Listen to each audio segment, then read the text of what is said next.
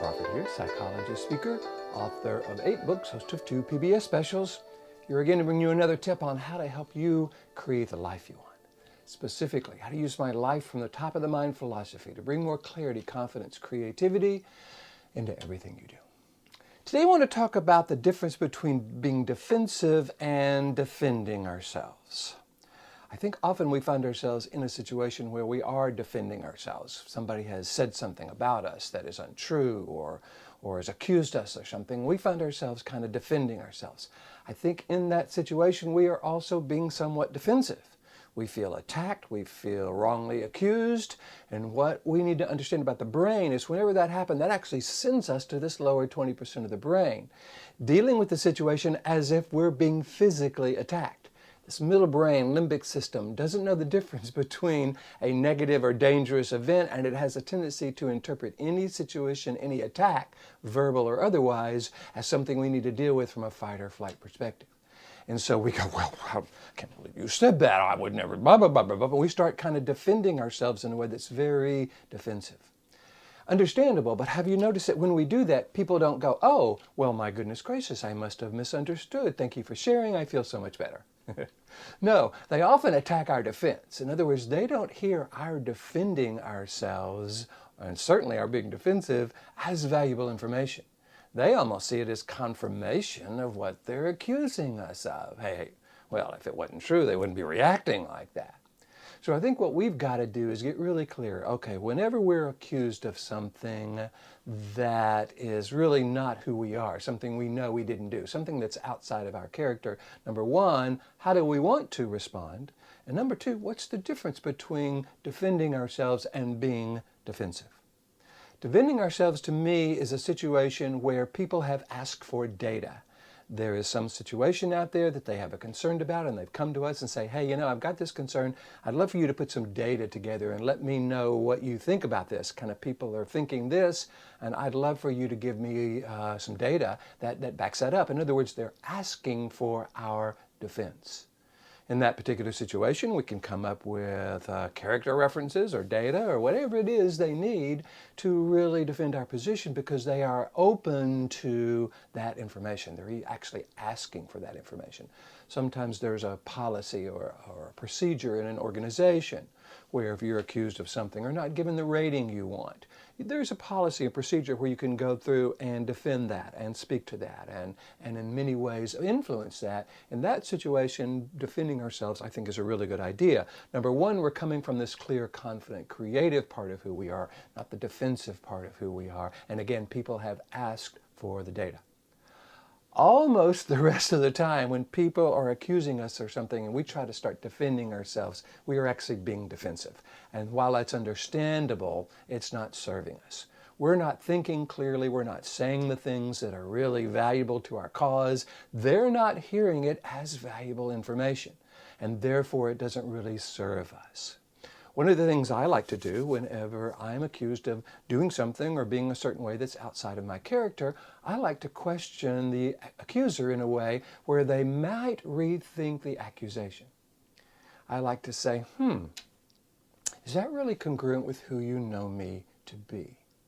Or does that really fit with who you know me to be? Now notice there, you're not being defensive, you're being curious. And what that does is it gives the accuser an opportunity to rethink the accusation. Now, when you ask that question, you got to be willing to kind of let some silence happen after that. Because when people are generally accusing you of something, they're often in that lower brain themselves. And when you ask them what I call a top-of-the-mind question, a question that encourages them to think back about your character and apply that to the situation, it's going to take a moment for them to shift from this lower brain to the upper brain. So you kind of wait until they either say yes or no.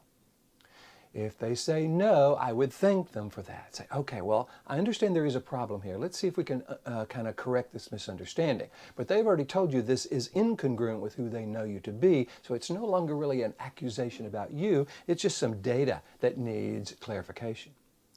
If they say yes, this is congruent with who they know you to be, you want to get more curious about that.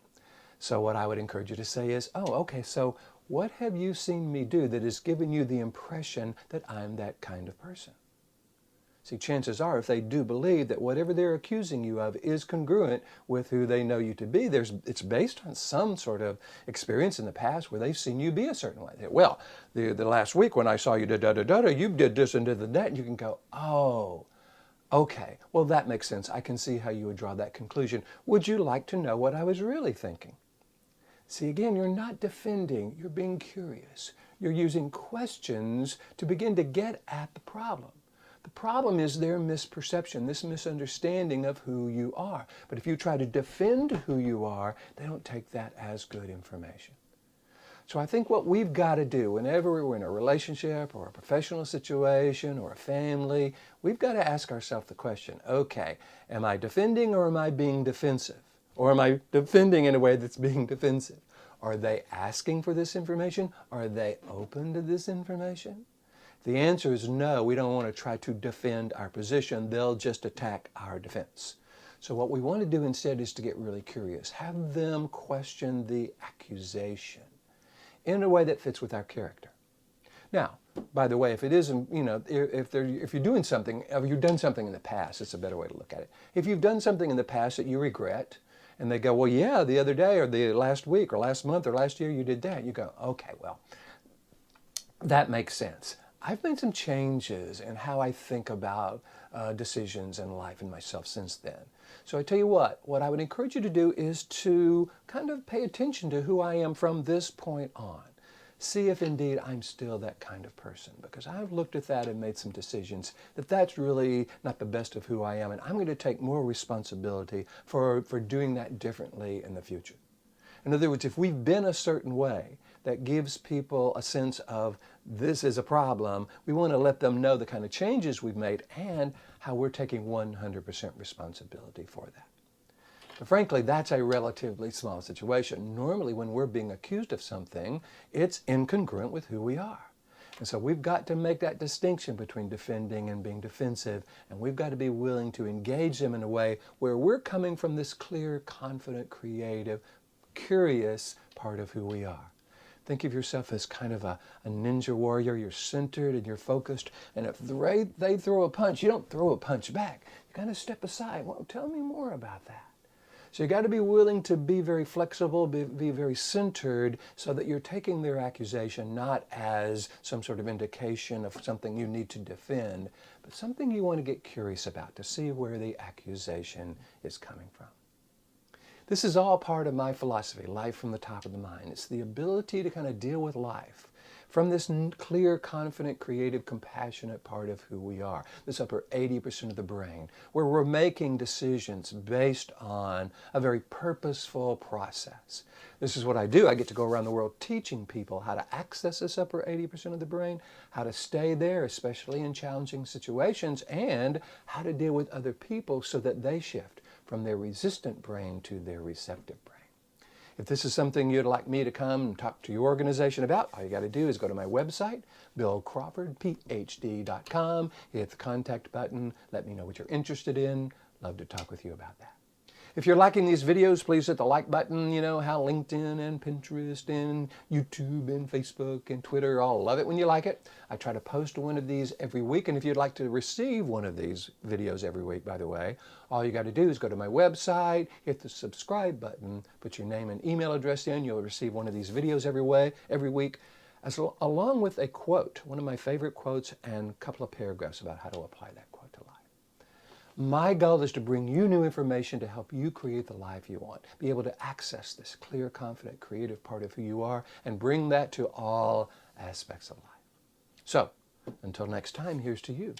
Bringing more clarity, confidence, creativity into everything you do. And I'll look forward to seeing you in the next video.